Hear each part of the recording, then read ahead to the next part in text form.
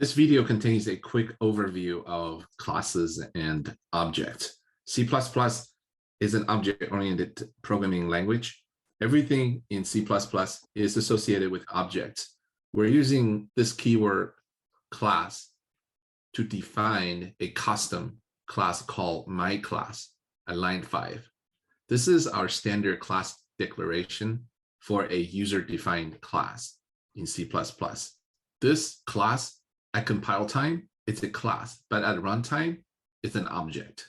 So class versus object. Class is a compile time concept, whereas object is a runtime concept.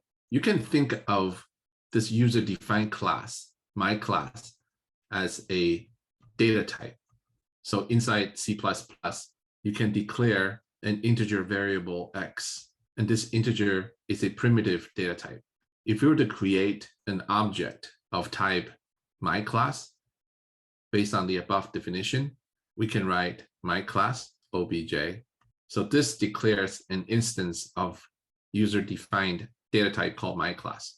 In other words, you can think of a user-defined data type or this C++ class as a blueprint for creating objects, in this case, obj.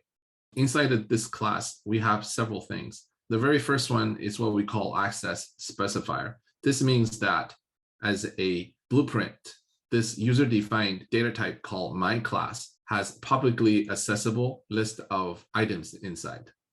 These are what we call attributes or member variables or member functions. Everything that you see sitting inside of this class has this member keyword to it.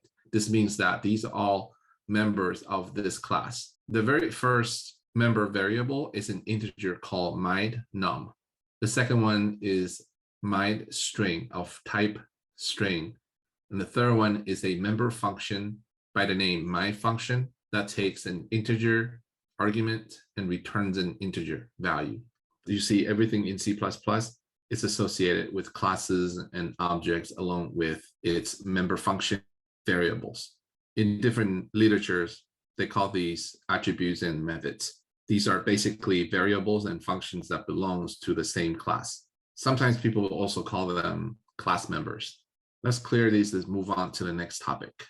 Let's look at how we define our member function. What you see inside this blueprint is a declaration of that member function.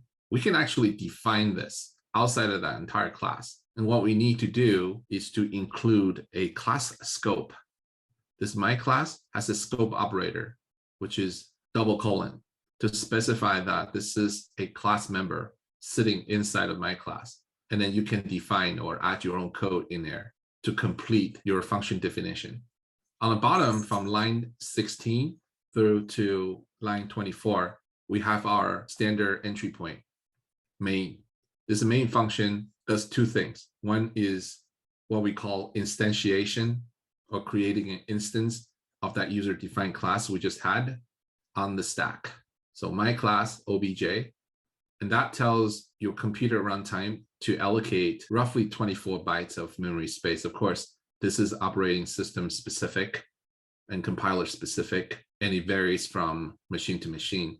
The second step is to invoke this function. And the way that you do that is by calling this instance, which is obj.myFunction.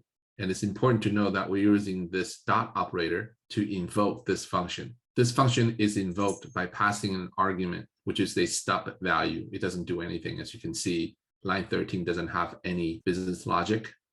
This function immediately returns a 0. Therefore, if you see out this, and we're going to do that right now, we should see 0 printed to the console. Main function returns a 0, exiting your program at line 23.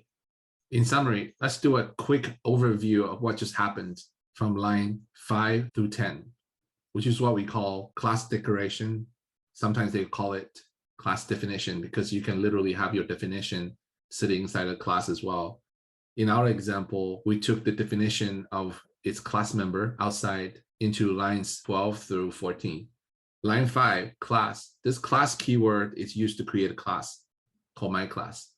This public keyword is an access specifier, which specifies that the members after it, they can be attributes, they can be methods or functions, variables of the class. These are accessible from the outside of the class. So inside this blueprint, we're exposing these member variables and functions lines 7, 8, and 9 respectively, so that they're publicly accessible from the outside. And note that this is very important. Every class declaration or definition ends with a semicolon. Beginner C++ engineers, when they write class definitions or declarations, they forget to include a semicolon.